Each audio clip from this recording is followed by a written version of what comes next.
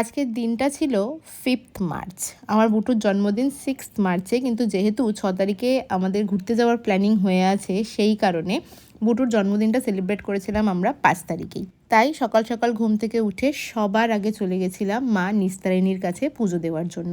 এই দিনে পুজো দেওয়া সব থেকে বেশি জরুরি। প্রত্যেকটা স্পেশাল ডেই মা নিস্তারিণীর কাছে পুজো দিয়ে শুরু করি, আর আজকের দিনটা তো আমাদের কাছে ভীষণই স্পেশাল, তাই মায়ের কাছে পুজো দিতে যাওয়া সবার থেকে বেশি জরুরি। পুজো দেওয়া মোটামুটি কমপ্লিট, আর পুজো দিতে গেলে এই ঘন্টা বাজানোটা হচ্ছে কম্পালসারি বুটুর জন্য। আমি তো কোলে নিয়ে ওকে পারি না, তাই ওর বাবা থাকলে পাপার কোলে উঠেই এই ঘন্টাটা বাজানো হয়। তারপরে ফাইনালি মায়ের কাছে নমস্কার করে মাকে দর্শন করে টুকটুক করে চলে আসলাম। আর এসে বুটুর তো কিছু কিনতে হবে, কিছু কিনে দাও। কি কিনলো একটা বাবলস, আর তার সাথে তরমুজ খেতে বুটু ভীষণ ভালোবাসে, তাই ওর জন্য একটু তরমুজ কিনে টুকটুক করে চলে আসলাম আমরা বাড়ির দিকে। এর মধ্যেখানে আর কোনো ক্লিপ নেওয়া হয়নি, চলে এসেছি একেবারে সন্ধ্যেবেলা বুটুর জন্য কেক কিনতে। আজকের কেকটা অবশ্যই বুটুর পছন্দের হবে, তো বুটুর পছন্দের কেক কিনে নিয়ে, আর বাড়ির আশেপাশেই যে সমস্ত পুচকেগুলো আছে তাদেরকে সবাইকে ইনভাইট করেছিলাম, তো ওদের জন্য কিছু পেস্ট্রি আর স্ন্যাক্স কিনে নিয়ে চলে আসলাম বাড়িতে। এসেই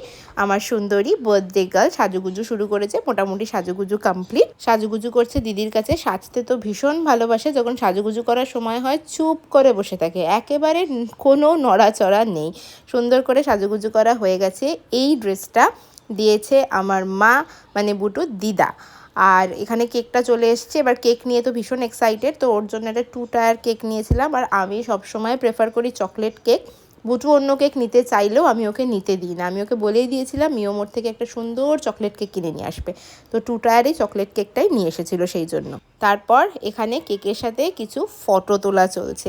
আমি সবার একটা করে ভিডিও ক্লিপ নিয়েছিলাম। এই যে পুচকেগুলো আমার দিদিদের ছেলেরা সবাই এসেছিলো, মানে বুটুর দাদা সবাই। বুটু হচ্ছে সবার ছোট, আর একটা পুচকু আছে যে বুটুর থেকেও ছোট।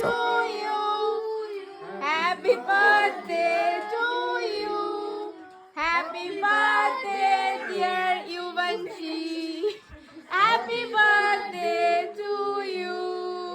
হাততালি পাপাকে দিয়ে দাও। আমি ভিডিও স্টার্ট করলাম না, ভাই আমি ক্লাব করলাম না।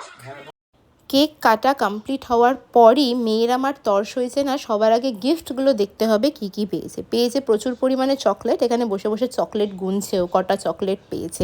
আর একটা সুন্দর গ্লাস জার পেয়েছে, যেটা ডিটক্স ওয়াটার খাওয়ার জন্য ভীষণ কাজে দেবে। আমি ভেবেছি এটা আমিই নিয়ে নেবো।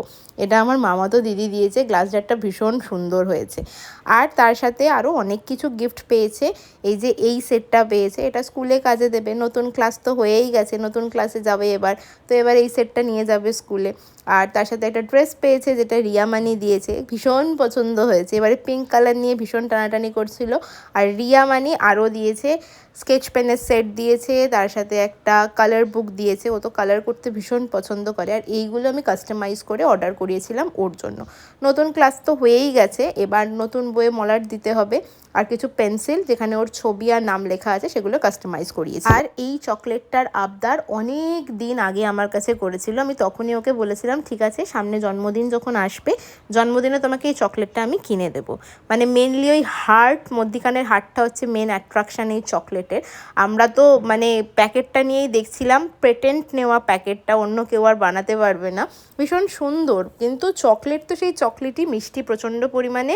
মানে মেন অ্যাট্রাকশান এই মধ্যিখানের হার্টটা, আর এই হার্টটা দেখেই বুটু বলেছিল আমাকে একটা এই চকলেট কিনে দেবে। তো আবদার যখন করেছে, তার আবদার তো রাখতেই হবে। তো জন্মদিনে ভেবেইছিলাম ওকে এই চকলেট একটা এনে দেবো। আমি অনেক খুঁজে চকলেটটা নিয়ে এসেছি, মানে যে দোকানে গেছিলাম সেই দোকানে একটা মাত্রই ছিল। ফাইনালি বুটুর পিঙ্ক হার্ট খাওয়ার শখ পূর্ণ হলো।